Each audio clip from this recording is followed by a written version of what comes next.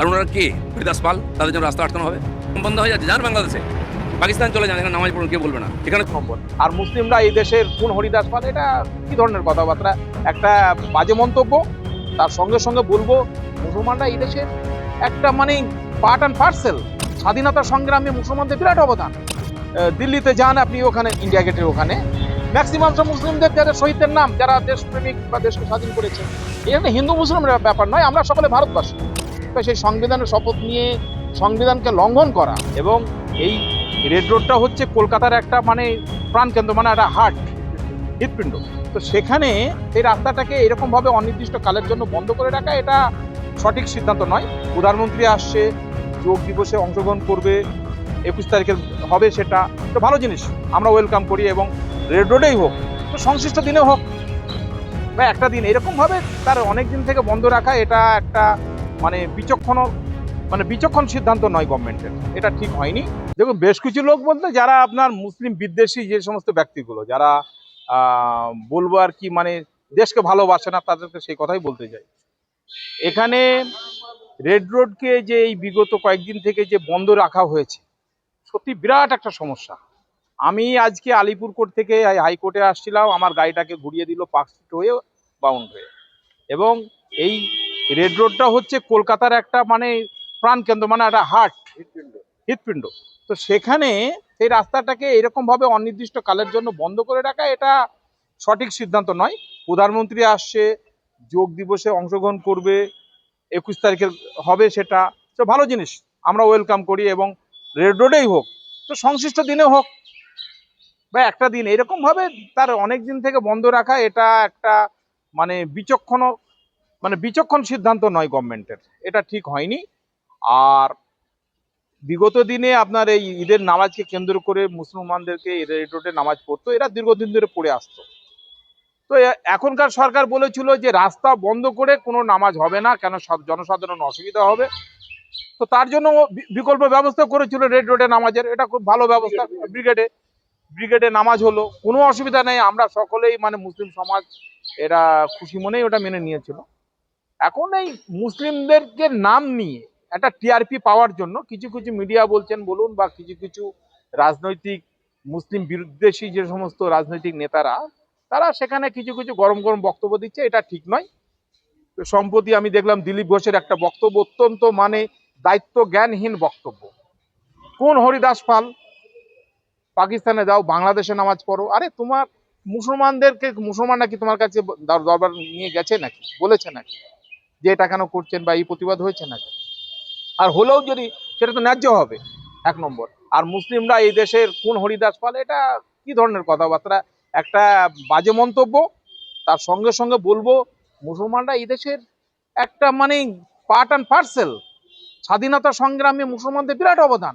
আপনি দিল্লিতে যান আপনি, ওখানে তো ওখানে যে সমস্ত মানে স্থাপত্যগুলো রয়েছে, বা যে আপনার মনুমেন্টে আছে, যে দিল্লিতে লালকেল্লার ওখানে, লালকেল্লা না আপনার এইতে রাষ্ট্রপতি, হ্যাঁ, ইন্ডিয়া গেটের ওখানে ম্যাক্সিমাম সব মুসলিমদের যারা শহীদদের নাম, যারা দেশপ্রেমিক বা দেশকে স্বাধীন করেছে।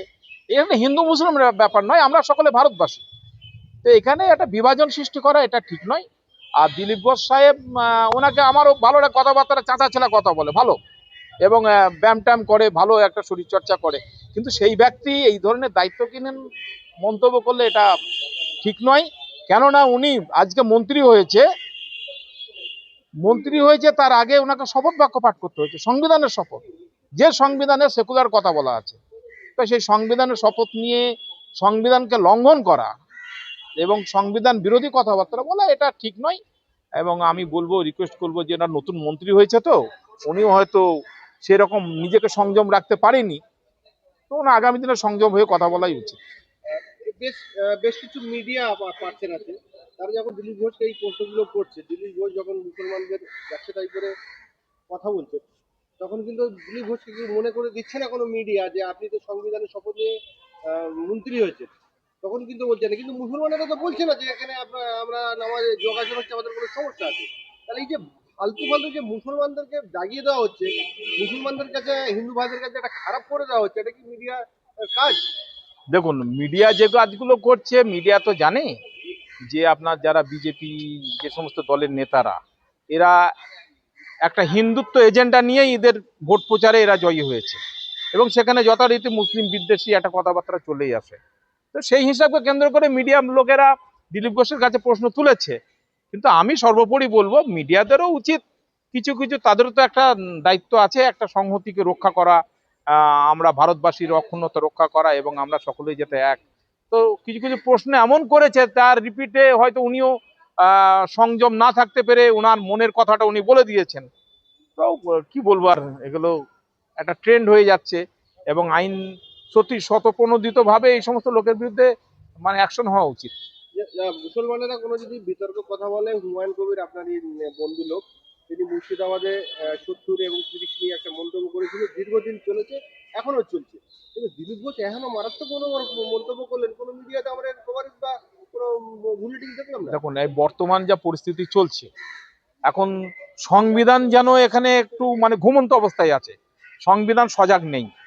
যেভাবে যারা তৃণমূল দলের সমস্ত নেতারা, তারা তো মানে তাদেরকে আমি সাপোর্ট করছি না, চুরি করেছে, অন্যায় করেছে, মানুষের ন্যায্য অধিকারকে ছিনিয়ে নিয়েছে, এটা তো সত্য। তো তাদের শাস্তি হওয়া উচিত, কিন্তু একটা আইনের পরিধারার মধ্য দিয়ে হওয়া উচিত। তো সেই প্রসিডিওরটাকে মেনটেন না করে যাকে খুশি অ্যারেস্ট করে দিয়ে, যাকে জুতোর মালা পরানো, কোমরে দড়ি বেঁধে রাস্তায় ঘোরানো, এবং ক্ষমা চাওয়ানো, কান ধরে উঠবাস করানো, এটা একটা মানে মানবাধিকার লঙ্ঘন। এটা আইনের কথা মানে আইনের পরিধারার মধ্যে পড়ে না। যাই হোক, দিলীপ ঘোষ বড় বড় কথা বলছে, তো কিন্তু সেই আপনি যে হাইকোর্টে প্র্যাকটিস করেন, সেই হাইকোর্টের নির্দেশ আছে যে কেউ যদি অন্যায় করে তাকে আইনের আওতায় এনে শাস্তি দেওয়া হবে। এই দিলীপ ঘোষের প্রশাসন এবং দিলীপ ঘোষের শুভেন্দু অধিকারীর নেতৃত্বে যে মুখ্যমন্ত্রী শুভেন্দু অধিকারী, তার নেতৃত্বে তৃণমূলের আসামি বা যারা অপরাধী তাদেরকে কোমরে দড়ি বেঁধে অর্ধলঙ্ঘ করে দেওয়া হবে। দেখুন, শুভেন্দু অধিকারী মুখ্যমন্ত্রী হয়েছেন, এবং এখানে কিছু একটা পার্সোনাল রাগেরও ব্যাপার আছে। শুভেন্দু অধিকারী একটা কথা শুনেছিলাম, যখন আমি মুখ্যমন্ত্রী হয়েছি, এখন আমি সকলের মুখ্যমন্ত্রী, কথা শুনে ভালো লেগেছিল। আর এই সমস্ত তৃণমূলের নেতারা এটা তো দুর্নীতির সঙ্গে যুক্ত ছিল, এটা তো অস্বীকার করা যায় না। এতে আমার এইবার প্রশ্নটা হলো, পার্সোনাল রাগও আছে। ওনাকে যেভাবে একের পর এক কেসে বিধ্বস্ত, যখন তো উনি তো তৃণমূলের নেতা ছিলেন, যেই বিজেপিতে জয়েন করলে একের পর এক মিথ্যা কেসে জড়িয়ে দিয়ে তাকে ফাঁসানো হয়েছিল। সে কোনো সভা সমিতি করতে গেল, তাকে হাইকোর্টের অর্ডার নিয়ে করতে হয়েছে, তাকে বাধা দিয়েছিল। এই রাগ একটা ভিতরে ছিল, রাগ আছে, তো সেটা তার প্রতিফলন ঘটছে। তো মুখ্যমন্ত্রী উনি হয়েছেন, ওনারা একটু সংযম হতে হবে, ওনাকে আরো দায়িত্বশীল হতে হবে, এবং ছটফট করলে হবে না। এত দ্রুততার সঙ্গে যাকে খুশি মারবো, ই করবো, আইন শৃঙ্খলাটা তো একটা আইনের তো একটা পরিধারা আছে, সিস্টেমের মধ্যে যেতে হবে। দিলীপ ঘোষও তো মাথায় হেলমেট দিচ্ছে না, 50 লাখ টাকার বাইক করছে, তাহলে আইন ঠিকারি গরিব যদিও তো আইন মানছে না। এই যদিও তো আইন এই তো মানার জন্য কি মুসলমানদের জন্য আইন মানা বাধ্যতামূলক? দেখুন, হিন্দু মুসলিম বেলানো ব্যাপারটা নয়, আইন সকলের জন্য, সকলের মানে সকলকে মানা উচিত, সকলের ক্ষেত্রে সমভাবে প্রযোজ্য। তো দিলীপ ঘোষ সাহেব যেটা হেলমেট মাথায় না দিয়ে, এটা তো অন্যায় ওনার। এটাই তো বললাম, তো এরা হচ্ছে আরেকটা বলবো, আমি শিক্ষাগত যোগ্যতার কথা বলবো না, কিন্তু আমাদের দেশের যারা রিপ্রেজেন্টেটিভ, যারা মন্ত্রী এমএলএ হচ্ছে, আমি ভেবেছি যে কিছু কিছু অযোগ্য লোকরা ওই সমস্ত জায়গায় চলে যাচ্ছে। এই জন্য পিপুলস রিপ্রেজেন্টেটিভ যে অ্যাক্ট রয়েছে, তার একটা সংশোধন হওয়া উচিত, এবং সেখানে একটা নির্দিষ্ট কোয়ালিফিকেশন বলো বা কিছু একটা মাপকাঠি বেঁধে দেওয়া উচিত। যে কেউ চলে আসছে, তার মুখে কোনো রকম মানে কথা আটকাচ্ছে না, উল্টো পাল্টা বলছে। একটা জনপ্রতিনিধি, যখন আমি দেখেছিলাম তাপস পাল যখন বলেছিল ঘরে ঘরে মেয়ে, মানে তোমাদের ঘরের মা বোনেদেরকে রেপ করিয়ে দেবো, এই কথা বলাতে জাসির দীপঙ্কর দত্তর ঘরে তখন মামলা হচ্ছিল, আমি ছিলাম।